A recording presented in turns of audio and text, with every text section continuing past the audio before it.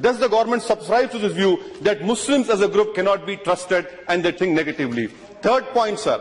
The third point, Chairman of Joint Intelligence Committee in White House Summit of Counter-Terrorism have rightly said India's core strength is liberal, secular, plural democracy.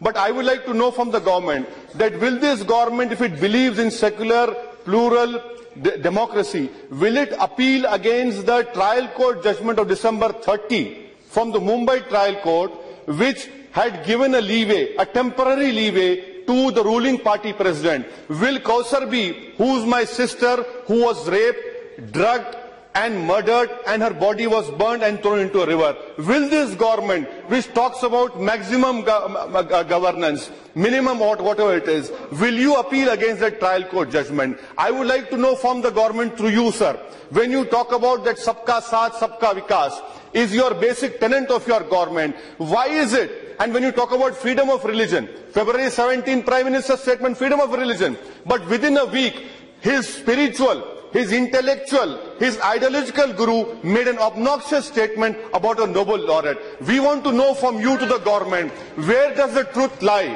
Does the truth lie with the Prime Minister of the Constitution?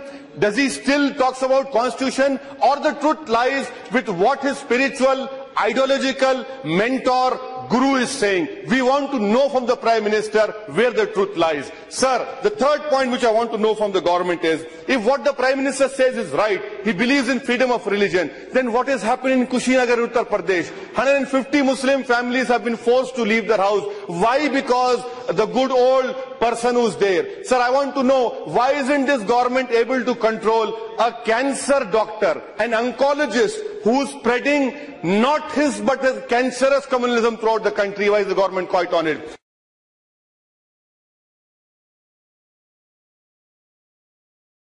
आदरणीय सभापति महोदय जी, हमारे देश में राजनीतिक कारणों से संप्रदाय का जहर घुलता चला जा रहा है और आज से नहीं चला जा रहा है, लंबे अरसे से चला जा रहा है, जिसने देश को तबाह करके रखा हुआ है, दिलों को तोड़ने का काम किया है। लेकिन सवाल हमसे पूछे जा रहे हैं, हमारी भूमिका क्या है? मैं आज जरा इस सदन को कहना चाहता हूं, 27 अक्टूबर 2013 मैं पटना में था, गांधी मैदान में था। बम धमाके हो रहे थे, निर्दोष लोग मौत के घाट उतारे गए थे, लाखों की जनमेदनी थी, बड़ा ही कलुषित माहौल था, रक्त की धाराएं बह रही हैं। उस समय जब इंसान के हृदय से बातें निकलती हैं, वो सच्चाई के तराजू पर 100% सही निकलती है, उसमें कोई लाग लपेट नहीं होता है। बम बंदूक के बीच रक्त बह रहा था, लोग मर रहे थे। उस समय मेरा जो भाषण है, और उसमें मैंने कहा था कि मैं कहना चाहता हूं, मैं पूछना चाहता हूं कि बताइए, हिंदुओं को किसके साथ लड़ना है? क्या मुसलमान के साथ लड़ना है कि गरीबी के साथ लड़ना है? मैं मुसलमानों को पूछता था, क्या आपको हिंदुओं को साथ लड़ना है कि गरीबी के खिलाफ लड़ना है? और मैंने कहा था, आइए, बहुत लड़ लिया, हिंदू मुसलमान एक होकर के हम गरीबी के खिलाफ लड़ाएंगे। हिंदुओं को किसके साथ लड़ना है? क्या मुसलमान के साथ लड़ना है कि गरीबी के साथ लड़ना है? मैं मुसलमानों को पूछता था, क्या आपको हिंदुओं को साथ लड़ना है कि गरीबी के खिलाफ लड़ना है?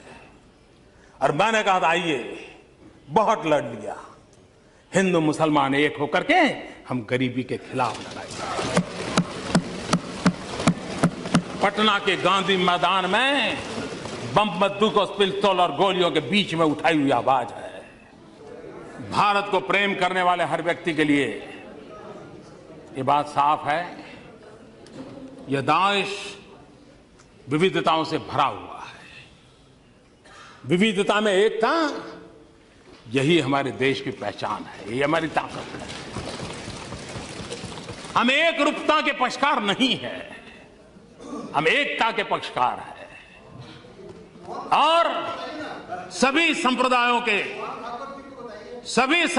का फलना फूलना ये भारत की धरती पर ही संभव होता है। ये भारत की विशेषता है। और मैं ये कहना चाहता हूं कि हमारा जो संविधान बना है वो संविधान हजारों साल के हमारे चिंतन की अभिव्यक्ति है। हमारा जो संविधान बना है वो हमारे भारत के सामान्य मानवी की आशा आकांक्षाओं की प्रतिबिंबित करने वाला संविधान है। और इस संविधान के मर्यादा में रह करके देश चल सकता है। देश संविधान की मर्यादाओं के बाहर नहीं चल सकता है। किसी को भी कानून हाथ में लेने का अधिकार नहीं होता है। किसी को भी संप्रदाय के आधार पर किसी के साथ डिस्क्रिमिनेशन करने का अधिकार नहीं होता है। हर एक किसी को अपने साथ चलने का अधिकार है। और मेरी जिम्मेवारी है सरकार में बैठा हूं, सरकार कैसे चलेगी उसकी जिम्मेवारी है। और इसलिए मैं आपको कहना चाहता हूं और मैं बार बार कहता हुआ आया हूं, संप्रदाय के नाम पर अनाप शनाप बातें करने वालों को कहना चाहता हूं, मैं ये कहना नहीं चाहता हूं आज मैं आपका मुंह बंद करने के लिए मेरे पास हजारों चीजें हैं, मैं समय बर्बाद नहीं करता हूं, इसके लिए मैं समय बर्बाद नहीं करता हूं। लेकिन मैं आपको कहना चाहता हूं हमारा कमिटमेंट क्या है वो मैं आपको कहना चाहता हूं। मैंने बार बार कहा है मेरी सरकार का एक ही धर्म है। मेरी सरकार का एक ही धर्म है इंडिया फर्स्ट। मेरी सरकार का एक ही धर्म ग्रंथ है भारत का संविधान। मेरी सरकार की एक ही भक्ति है भारत भक्ति। मेरी सरकार की एक ही पूजा है 125 करोड़ देशवासियों का कल्याण। मेरी सरकार की एक ही कार्यशैली है सबका साथ सबका विकास। मेरी सरकार का एक ही धर्म है इंडिया फर्स्ट। मेरी सरकार का एक ही धर्म ग्रंथ है भारत का संविधान। मेरी सरकार की एक ही भक्ति है भारत भक्ति। मेरी सरकार की एक ही पूजा है 125 करोड़ देशवासियों का कल्याण। मेरी सरकार की एक ही कार्यशैली है सबका साथ सबका विकास। और इसलिए हम संविधान को लेकर के संविधान की सीमा में रह करके देश को आगे बढ़ाना चाहते हैं।